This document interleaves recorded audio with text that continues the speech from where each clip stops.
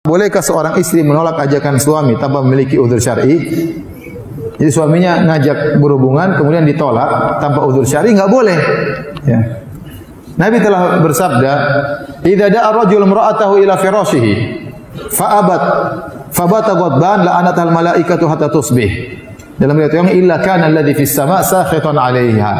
Kata Nabi SAW, jika seorang suami mengajak istrinya untuk digauli di tempat tidurnya, lantas sang istri enggan untuk digauli oleh suaminya, maka suaminya pun tidur dalam kondisi marah, maka malaikat akan melaknat sang wanita sampai pagi hari. Di antara perkara yang sangat diwajibkan, di antara bentuk ketaatan yang sangat diwajibkan bagi seorang istri adalah mentaati suami tatkala suami mengajak untuk berhubungan. Kalau dia punya udzur syar'i, tidak ada masalah. Ya. Dia sakit atau dia sangat letih. Ya, tapi kalau enggak ada udzur syar'i, hanya tidak berhasrat misalnya, ya dia ciptakan hasrat tersebut. Sampaikan suami, tolong rayu saya supaya saya bisa berhasrat. Bagaimana caranya? Ya. Tapi menolak tanpa udzur syar'i enggak boleh. Dilaknat, dosa besar. Dilaknat oleh malaikat. Makanya dalam hal ini Nabi sangat menekankan, kata Nabi SAW, wa in kanat ala tanur, meskipun sang istri sedang bakar roti di tungku, kalau suaminya ngajak harus dia penuhi. Meskipun roti tersebut hangus enggak ada masalah. Para ulama sebutin meskipun rotinya hangus. Ini penjelasan para ulama, enggak ada masalah. Ya. Wa in kanat ala qatab, meskipun sang istri sedang berada di atas pelana onta mau berangkat, tiba-tiba suaminya ingin, maka turun dari ontanya, digauli dulu sama suaminya. Nanti belakangan. Ibarat kalau misalnya ada seorang wanita pergi ke pasar sudah pesan Gojek atau Grab atau yang lainnya, tahu-tahu suaminya berpikiran, sayang sini dulu, Grabnya suruh pergi bayar. Yang penting memenuhi syahwat suami. Apalagi zaman now ya, ibu-ibu sekalian rahmatillah subhanahu wa ta'ala. Sekarang syahwat di mana-mana beredar. Kalau dahulu di zaman Nabi dia mengatakan jika seorang lelaki kemudian terfitnah oleh seorang wanita, datangi istrinya. Itu padahal di zaman Nabi orang pada berjilbab, mungkin ada satu dua aja yang tidak pakai jilbab, kemudian kelihatan, tiba-tiba dia tergerak syahwatnya pergi kepada istrinya. Atau mungkin dilihat wanita pakai jilbab, meskipun jilbab dia tergoda wanita lain, pulang ketemu istrinya. Nabi suruh segera pulang ke rumah istrinya untuk melampiaskan syahwatnya. Oleh zaman sekarang, semuanya kelihatan di mana-mana. Di mana-mana. Kita aja mengisi pengajian aja, lihat-lihat dulu macam-macam. Iya.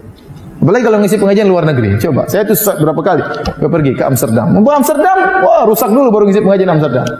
Naik di atas pesawat sudah ketemu dengan berbagai macam model, ya.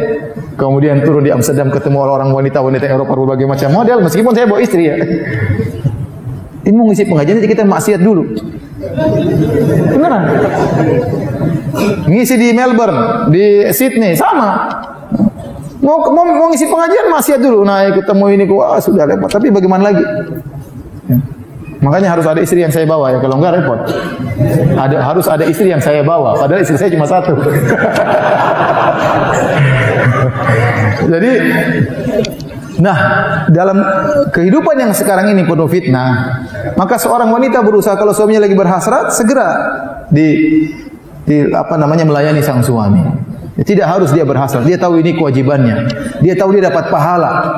Kalau dia melayani suaminya, pahalanya besar di sisi Allah Subhanahu wa taala. Kenapa? Karena Nabi menekankan, ini harus dikerjain. Ya. Kalau dia belum berhasrat, dia timbulkan hasrat pada dirinya ya, agar bisa melayani suaminya. Ya. Karena masalah hasrat ini tidak menerima penundaan. Kalau suami lapar masih bisa bertahan, tapi kalau hasrat terus suaminya enggak mau, istrinya enggak mau, ya, repot. Dia mau kemana coba? Apalagi istrinya cuma satu, ya, repot. Makanya kata Allah Subhanahu wa taala, nisaukum harthul lakum fa'tu harthakum anna syi'tum. Kata Allah, istri-istri kalian sawaladang bagi kalian. Datangilah sawaladang kalian kapan saja kalian kehendaki. Ibnu Abbas mengatakan lailan aw naharan, kapan saja, mau siang hari mau pagi hari terserah. Dan syahwat seorang laki terkadang bergejolak tanpa dia sadari. Terkadang jam 1 malam tiba-tiba dia syahwat. Terkadang jam 2:30 siang dia bersyahwat. Terkadang pas adzan subuh dia syahwat. Terkadang pas adzan asar dia syahwat. Kita enggak tahu, tiba-tiba laki tersebut tergerak syahwatnya. Dia tahu-tahu buka HP lihat cewek di situ, kadang-kadang ada iklan, ya. Saya berapa kali mau buka iklan salat. Ini saya punya program salat, padahal saya sudah bayar loh. Bukan gratisan di iPhone. Jadi saya buka iklan cewek, ini mau lihat waktu sholat aja lihat cewek joget-joget dulu. Ya Allah, saya bilang ya sebagaimana? Ya, alhamdulillah saya punya istri. Jadi kasihan ini kalau suaminya kemudian tidak dipenuhi hasratnya. Ya kerjasama antara suami. Bukan suami juga hanya ingin memenuhi hasrat, tidak memperhatikan perasaan istri, tidak dirayu terlebih dahulu, tidak ditimbulkan hanya sekedar ingin melampiaskan hajat kemudian pulang. Ini juga enggak benar. Ya, harus saling bantu membantu dalam hal ini ya, antara suami dengan istri. Jadi nasihat saya ya, seorang istri berusaha melayani suaminya. Kecuali ada udzur syar'i, sakit atau apa sangat letih, itu lain cerita ya.